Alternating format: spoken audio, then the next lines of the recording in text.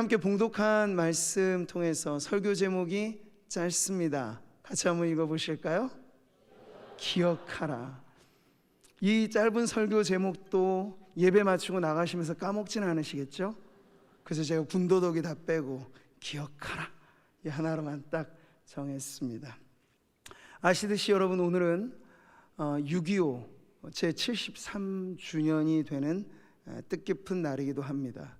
근데 73주년이 되었다는 건 사실 여기에 예배하시는 분들 중에 70세 이상 어르신들 외에는 6.25라고 하는 사건을 실제로 접한 분은 없다는 얘기예요. 그렇죠? 우리가 정전협정은 70년이 되고 우리는 이 70년의 긴 구간, 73년의 구간을 어떻게 보내고 있습니까? 휴전기간이에요. 그러니까 우리끼리 좋자고 종전합시다 한다고 그게 되지 않아요. 왜냐하면 북한이 핵을 만지작거리고 있잖아요. 계속해서 미사일 도발하고 있는데 우리끼리 그냥 우리 종전합시다 안 되는 거예요. 그게 기도만이 여러분 이 민족이 살 길인 줄 믿으시기 바라요. 정치인들은 정치의 논리 가지고 이걸 자꾸 손바닥 뒤집듯이 이렇게 바꾸는데요, 그게 중요한 게 아니에요. 지금 여전히 실제하는 위험은 북한, 가장 가깝고도 먼 나라가 지금 북한이잖아요. 있습니다. 그러니 믿음의 백성된 성도들은 이 현실을 그대로 직시하고 하나님 보호하사 우리나라 만세, 이 애국가처럼 그렇게 하나님이 보호하시는 안전, 보호하시는 안보가 여러분이 한반도의 안전의 최우선이라고 하는 걸 결코 잊지 마시기를 바랍니다. 제가 왜 이 말씀을 굳이 또 드리냐면, 우리 청년 이하 다음 세대들에게 있어서는 지금 전쟁을 실제로 경험하지 않는 분들에게도 이것이 역사의 기록과 사건이기 때문에 우리가 알잖아요. 근데 안타깝게도 작년에 보니까 개정 교육 과정에서 6.25에 관한 부분에 남침을 삭제해버렸어요. 이게 무슨 말입니까? 한 단어 뺐는데 이게 뭔 중요한 문제일까요? 아니요, 엄청나게 중요한 문제예요. 전쟁 발발이 어디로부터 시작됐는가, 우리가 왜 그토록 끔찍한 동족 상잔이라고 하는 유례 없는, 그리고 나머지 이 지구상에 남은 분단 국가가 되었는가 하는 것은 이 남침으로 인해, 북한의 도발로 인하여서 일어난 일이잖아요. 근데 이걸 역사책에서 지워버리죠? 지금은 모릅니다. 그러면 나중에 가다 보면 우리 어린 아이들은 6.25가 뭔지도 모르고 6.25가 왜 일어난지도 몰라요. 저 소실적 때만 해도 잊으랴 어찌 그리 우리 그날을 이런 노래 불렀거든요. 요즘에 그런 방공교육이니 뭐니 하면 상당히 무식한 사람 취급받죠. 이게 이 세대의 풍조입니다. 그러니 지금 우리가 처해 있는 이 현실의 위태로움과는 전혀 상관없이 마치 우리나라를 머나먼 무슨 이국처럼 생각하면서 나라의 현실을 냉정하게 인식하지 못하도록 역사가 왜곡되거나 변질될 수 있다는 건 매우 심각한 문제입니다. 근데 그런 일들을 자행하는 분들은 꼭 기억해야 될 역사의 격언이 있어요. 바로 이런 말이죠. 역사를 기억하지 못하는 자, 그 역사를 다시 살게 될 것이다. 그러니까 여러분, 역사는 사건 그대로의 보존이 중요합니다. 미화시켜도 안 돼요. 부끄러운 과거사가 있다고 지워내면 안 돼요. 그러니까 여러분, 2차 세계대전의 전범국인 일본과 독일이 서로 상이한 반응을 보이잖아요.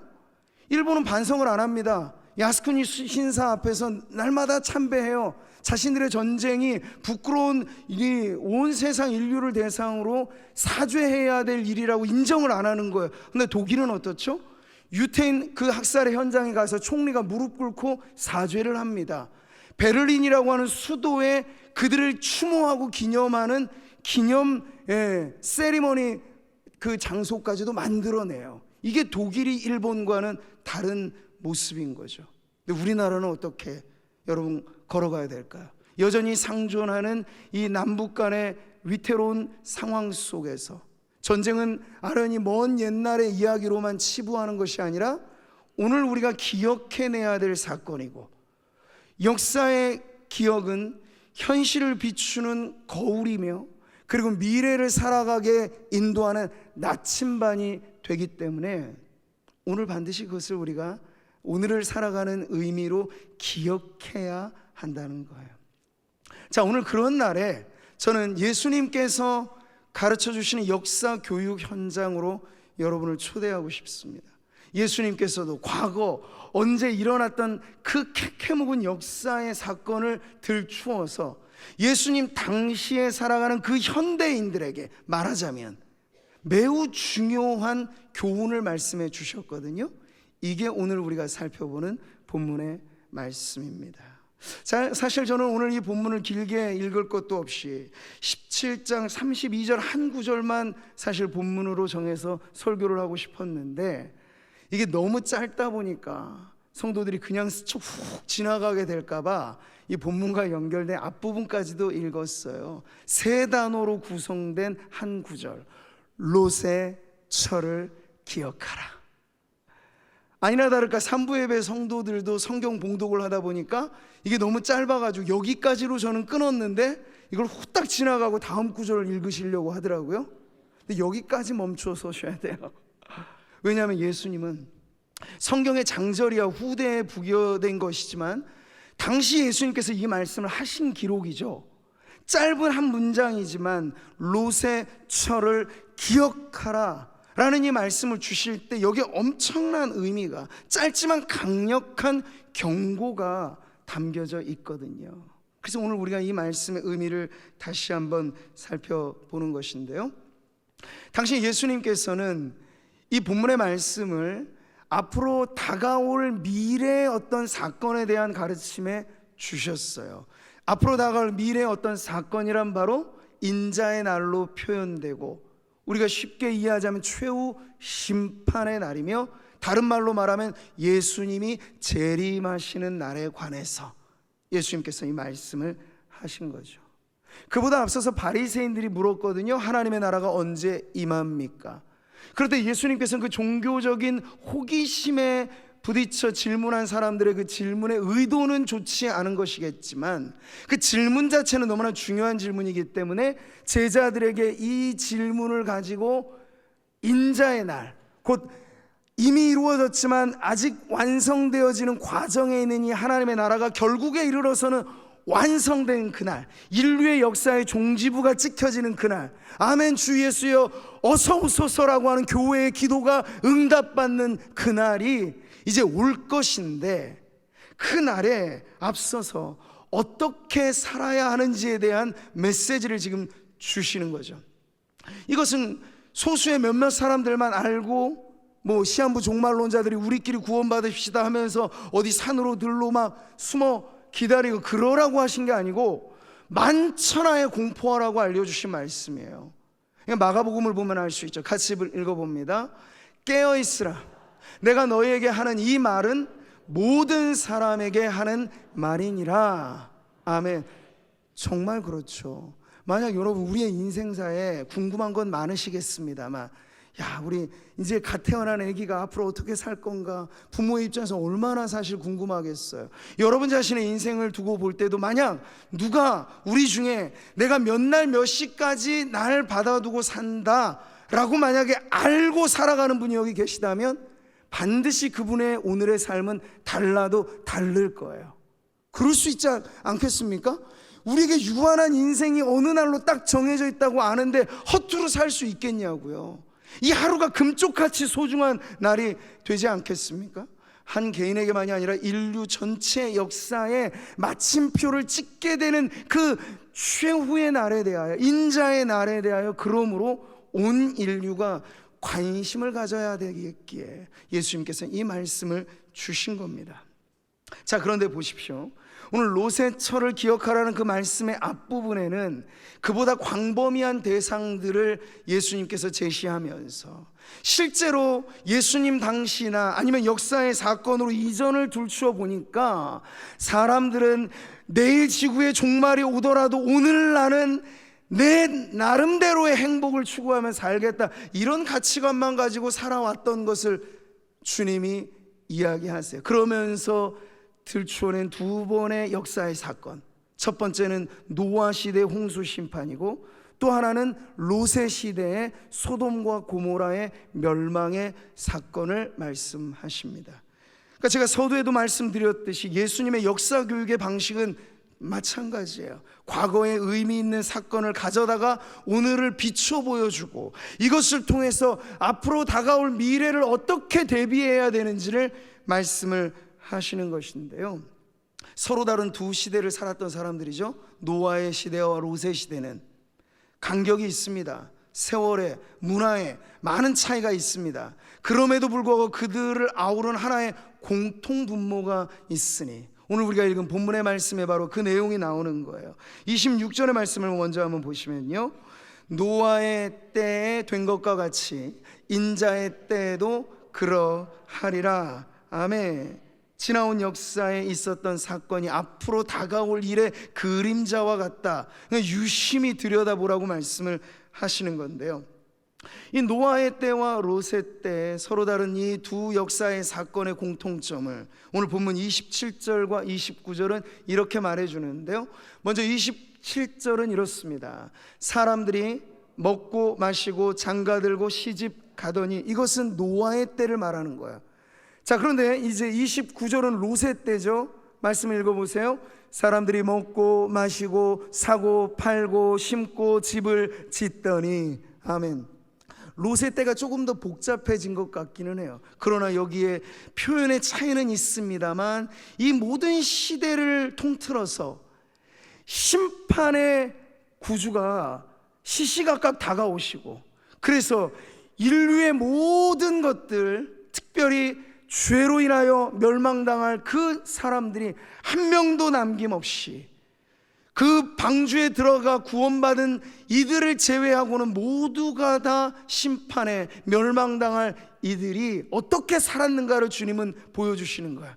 노아가 방주에 들어가 방주문을 안에서 주님이 닫아내실 때까지 사람들은 먹고 마시고 놀고 기타 등등, 이게 뭐죠? 오늘에 말하자면 우리가 그토록 추구하는 소확행을 꿈꾸는 거예요. 소소하지만 일상의 행복, 손에 잡힐 만한 행복, 뭐 미지에 앞으로 있게 될 일은 차치해 두고라도 오늘을 잘 살자는 그런 주의들, 이것이 노아의 때 살아갔던 사람들의 특징이었던 반면 롯의 때 살아가는 사람들도 동일한 가치관을 가지고 먹고 마시고 사고 팔고 집을 짓고 하는 이러한 자신의 일상에만 매인 채 가장 중요한 심판에 아무런 대비가 없이 살았다, 무심경하게 살았다 하는 것이 지금 예수님께서 이 두 역사적 사건을 들추어내시면서 그 시대를 살아가고 오는 모든 시대의 사람들에게 경종으로 울려주시는 내용이 바로 이 말씀이에요. 자, 조금 다른 장면에서 우리가 이것을 한번 살펴볼까요? 누가복음 12장에 보면 예수님께서 탐심을 물리쳐라, 그거 소용없다 하시는 걸 가르치실 때 한 비유로 말씀하셨어요. 그 비유의 주인공은 부자입니다. 그 부자의 삶은 오늘날로 재해석하자면 재테크의 귀재라고 할까요? 투자하는 즉 족족 수익을 내고, 그래서 비밀금고 하나 두 개 더 늘어가고 통장 계좌가 더 늘려가고, 지금도 이게 다 한 곳에 담아놓을 수 없어서 이 수익을 어느 바구니에 옮겨 놓을까 행복한 고민을 하고 있는 한 부자의 이야기를 주님이 비유로 말씀하세요. 그래서 그는 쌓아둘 것 없이 엄청난 부를 보면서 스스로 만족하며 자신에게 이렇게 자화자찬하듯 말하는 사람입니다. 내 영혼아, 여러 해 쓸 물건을 많이 쌓아두었으니 평안히 쉬고 먹고 마시고 즐거워하자. 그런데 여러분, 이 비유의 급반전은 바로 이 대목에서부터 나옵니다. 부자가 자기 자신에게 대하여 야, 이제 등 따숩고 배부르고 이제 나는 호강할 일만 남았네 라고 스스로 말하는 그때 하늘에서부터 들리는 하나님의 음성을, 이 부자는 전혀 알 길 없는 그러나 명확한 사실을 주님은 이렇게 들려주시는데요, 같이 한번 읽어보시죠. 하나님이 이르시되 어리석은 자여, 오늘 밤에 내 영혼을 도로 찾으리니 그러면 내 준비한 것이 누구의 것이 되겠느냐. 아멘. 과거와 현재 그리고 미래, 여러분 수 없는 세상 시대를 살면서 이러한 사람들이 있어 왔고 지금도 있으며 앞으로도 있을 것이다 라고 하는 예를 드신 거죠. 당장에 먹고 사는 문제, 혹은 5년 뒤 10년 뒤 내 인생에 대해서는 사람들이 궁리를 해요. 그러나 하나 놓치고 살아가는 건 생사화 복의 주관자가 우리 하나님이시라는 사실을 놓치는 거죠. 여러분, 이건희 회장도 하나님 부르시면 제때 가는 겁니다. 누구도 예외 없어요. 우리는 하나님, 제가 아직 젊으니 30년 40년, 아니 인생 이제 100세 시대니까 많이 남았군요. 출생에는 순서가 있지만 이 세상 떠나가는 거엔 누구도 알 수 없는 게 순서입니다. 하나님 당장이라도 부르시면 저도 여러분도 그 소환 명령에 거부할 수 없는 게 죽음의 문제예요.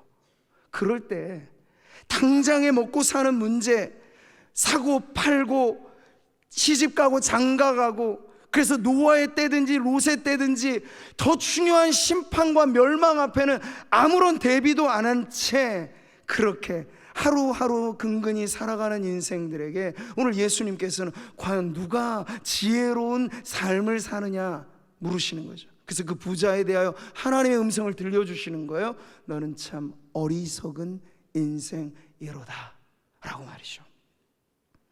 자, 이렇게 우리는 예수님의 역사 교육의 현장, 과거에 있었던 끔찍한 참변의 현장이 그때로만 끝이 아니고 역사는 어떤 의미에서 반복된다는 말이 있죠. 그렇게 매 시대마다 어떤 인류적인 혹은 국가적인 혹은 도시적인 재난의 문제만이 아니라 한 개인에게도 반드시 종말은 오기 때문에 그 앞에 우리가 무엇을 기억하며 살아가야 할지를 이제 마지막 이 롯의 처의 이야기로 주님이 확정을 지어 주시는 거예요. 자, 그럴 때 오늘 본문의 31절은 지나온 역사를 통해서 교훈을 삼아서 오늘을 살아가고 앞으로 인자의 날을 앞두고 살아가는 오고 오는 모든 이들에게 경종이 되는 말씀으로 이 31절을 먼저 주시는데요, 같이 한번 읽어보겠습니다. 시작.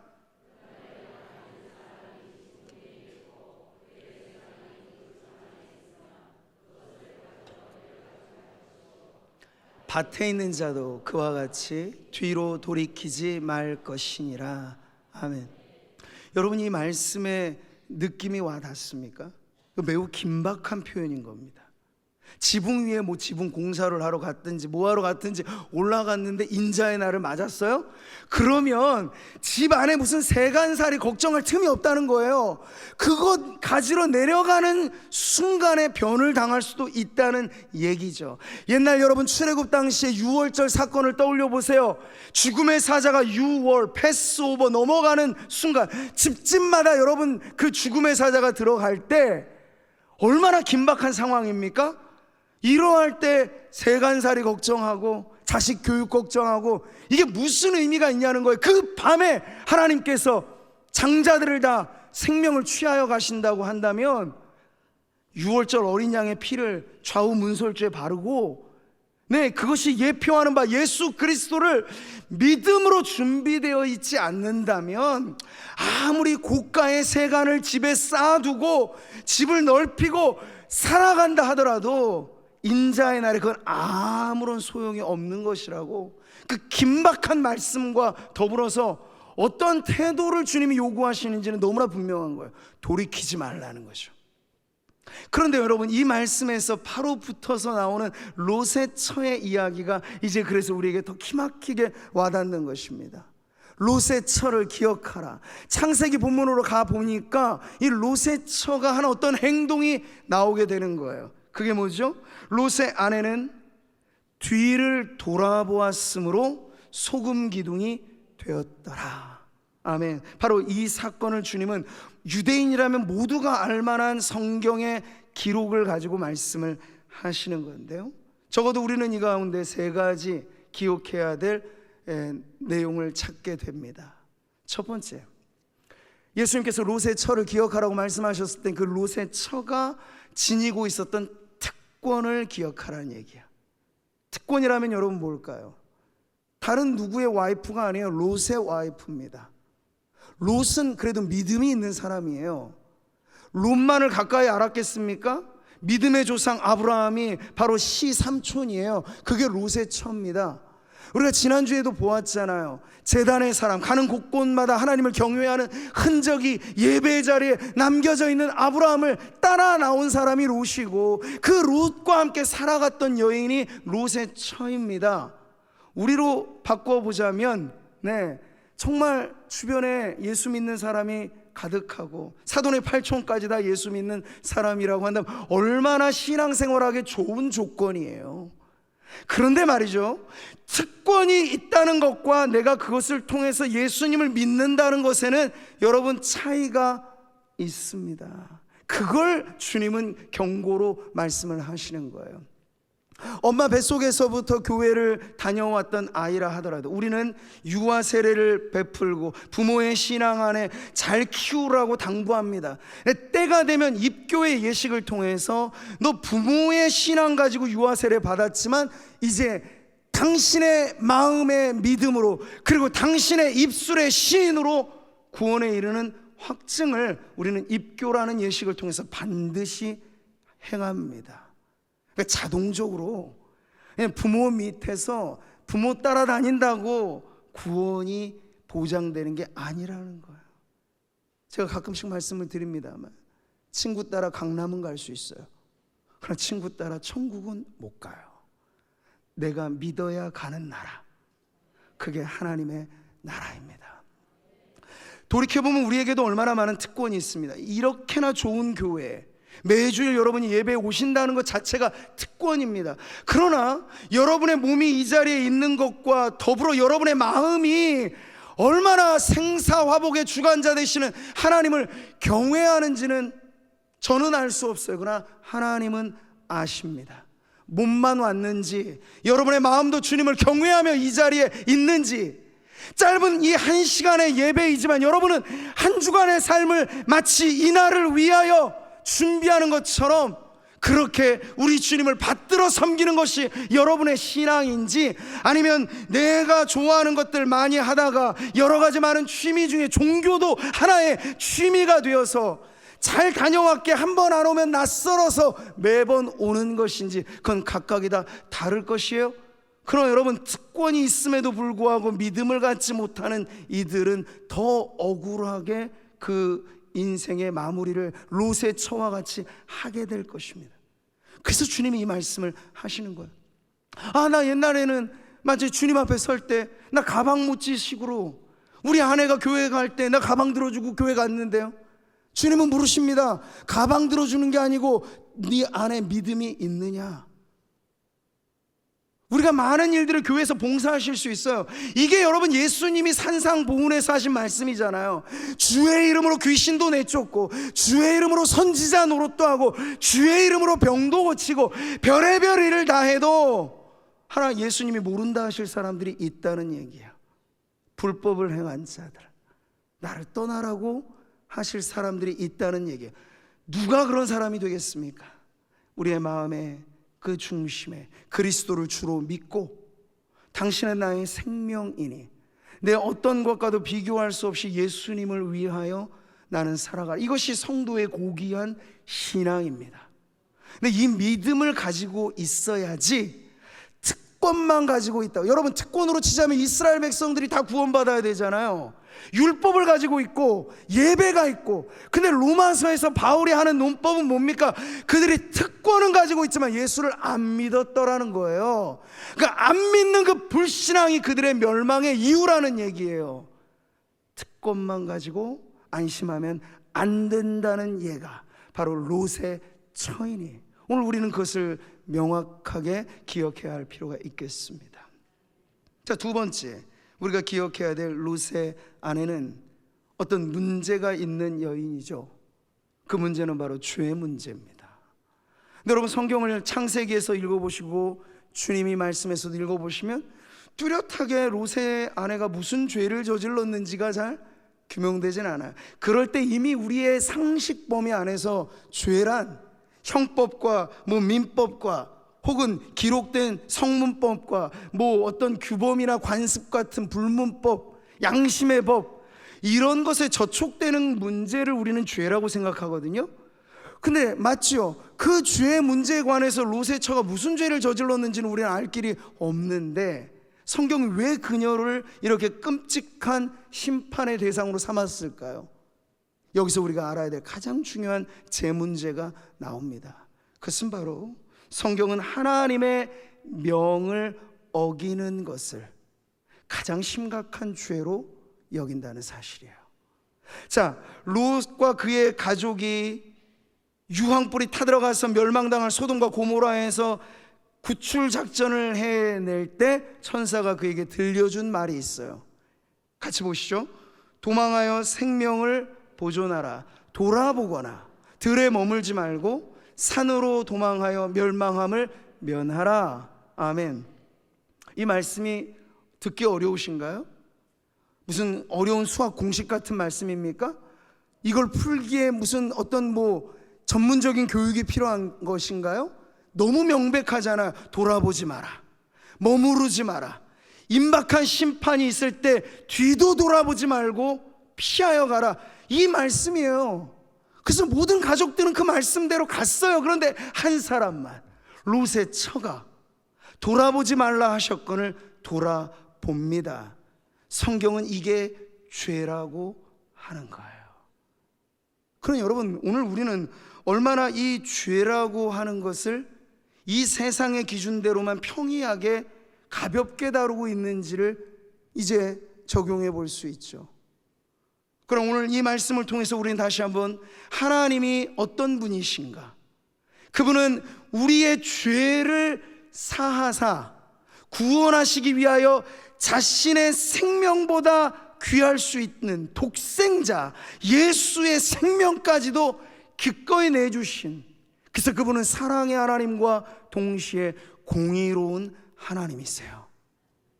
그러니까 그 하나님의 말씀을 어김이, 그 선을 넘음이 죄라고 하는 것에 있어서 누구도 변명의 여지가 없는 것이 하나님의 기준입니다. 그럴 때 여러분, 롯의 처의 문제는 돌아보지 말라 하신 그 어찌 보면 너무나 쉽고 당연히 따라야 될 말씀을 정반대로 돌아봄으로 죄를 지은 것이죠.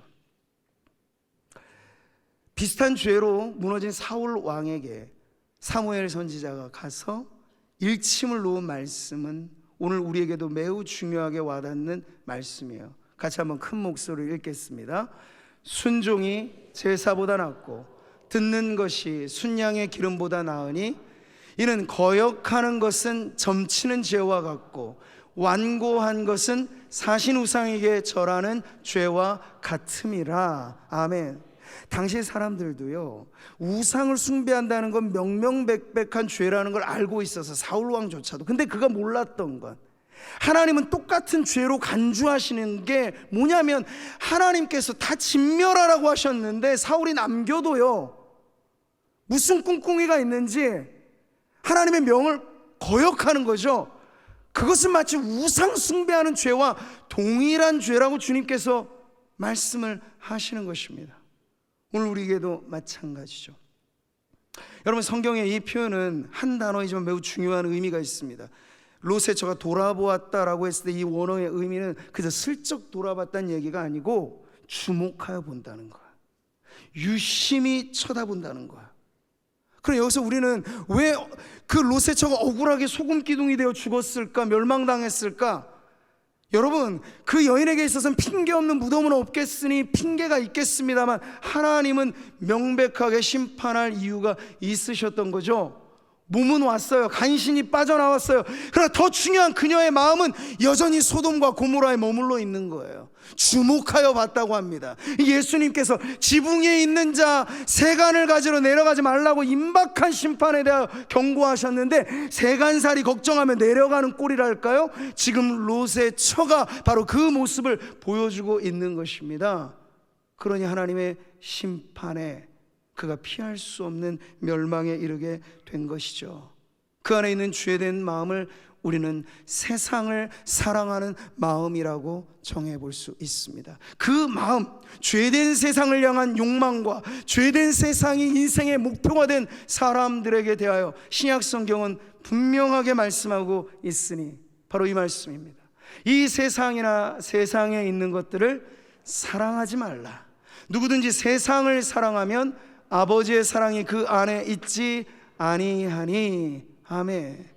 그러니까 눈에 보이는 산이며 들이며 이런 세상을 말하는 게 아니고요, 죄된 세상을 말하는 거예요. 욕망과 탐욕과 불의와 다툼과 시기와 음란과 이 모든 것들이 지배하고 있는 죄로 얼룩진 세상에 내 마음 두고, 그래서 롯의 처처럼 몸은 덩그러니 나왔을지 모르지만 내 마음은 지금 여전히 거기에 머물러 있는 자 두려워하라는 얘기죠. 왜요? 롯의 처를 기억하라는 거예요.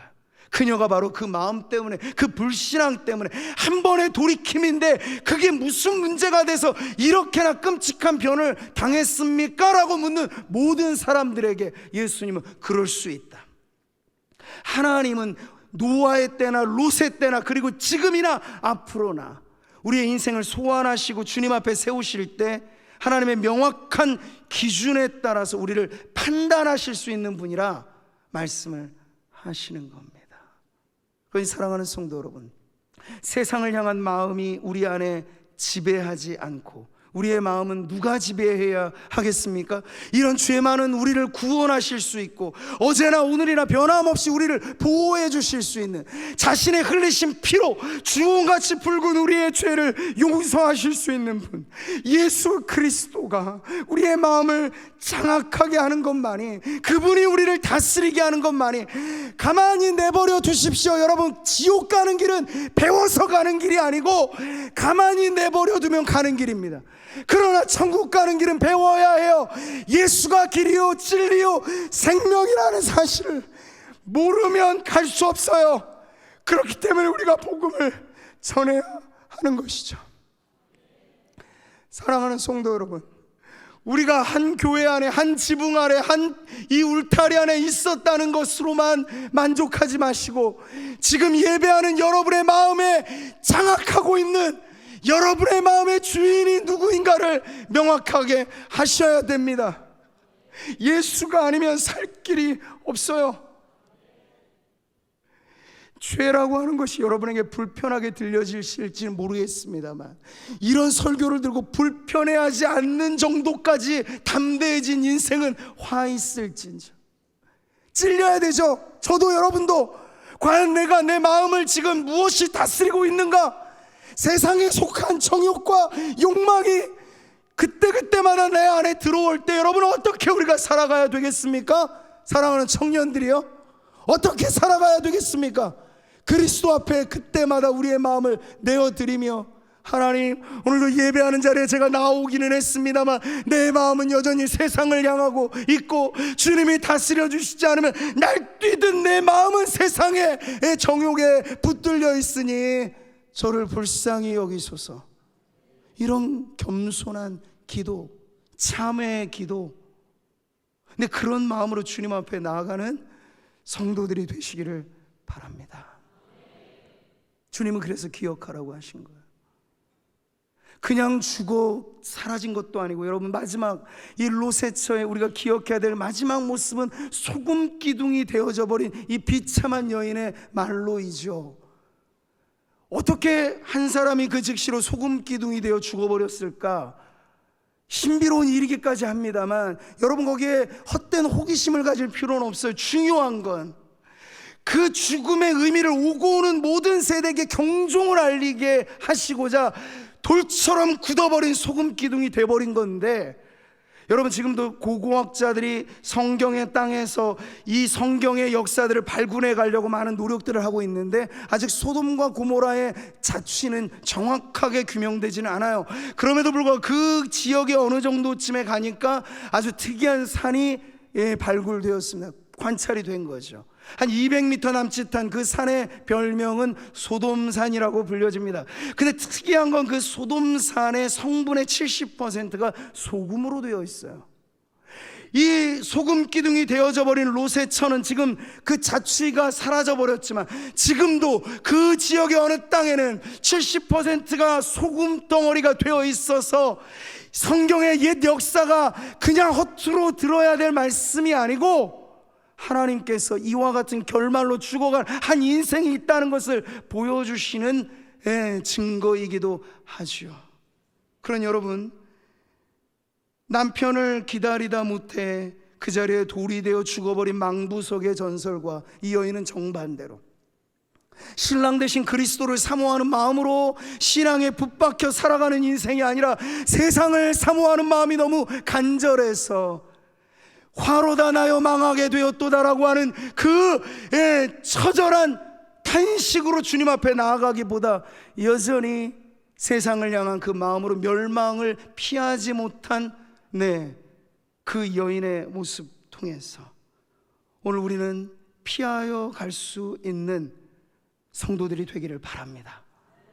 제가 마지막 이미지를 보여드리며 설교를 마치겠는데요, 가평에 있는 필그림 하우스에 보면 철로역정 코스가 쫙 펼쳐져 있고 거기엔 그 책에 나와 있는 중요한 사건 지형 지물을 조형물로 만들어 놓았습니다. 근데 그 지형을 쭉 순례자가 돼서 걸어가다 보면 한 대목에 가서 로세처의 조형물이 나옵니다. 바로 이렇게 소금 기둥이 되어져 버린 한 여인. 근데 철로 역정의 주인공인 크리스찬과 소망은 이 여인의 동상, 이 여인의 모습을 보면서 서로 이런 대화를 주고받습니다. 크리스찬이 말합니다. 이번 일을 거울로 삼아 앞으로 더 조심하십시다. 이 여인은 소돔의 멸망에서 한 차례 구원받았지만 두 번째 심판을 피하지 못했습니다. 그래서 결국 보다시피 소금 기둥으로 변해버린 것이죠. 이 말을 듣고 소망이 답합니다.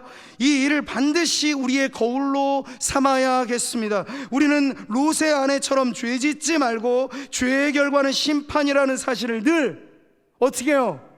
기억합시다. 사랑하는 성도 여러분, 6.25 전쟁의 뼈아픈 역사를 기억하는 이날, 그 전쟁의 상흔만 기억하지 마시고 여러분 안에 하나님과 불화를 갖고 롯의 처와 같이 특권이 있음에도 불구하고 믿음은 없고, 그리고 정말 하나님께서 말씀을 범함이 죄라고 하는 사실조차 모른 채 하나님의 말씀과 동떨어져 살아가는 만약 우리라면 여러분 롯의 처를 기억하시고 그 앞에 주님이 경고하신 이 말씀대로 우리는 그렇게 되지 말자라는 기도로 여러분 나아가시는 천국 순례자들 되시기를 축복합니다. 이것이 오늘 기억하라고 말씀하시며 오늘 우리에게 주시는 주님의 말씀이니 신비에 새기고 여러분의 일평생 흔들리고 세상이 좋아 보일 때마다 롯의 처를 기억하면서 우리가 나아가야 될 인생의 방향을 다시 천성을 향하여 그렇게 고정하여 나아가시는 우리 모든 성도님들 되시기를 주님의 이름으로 축복합니다.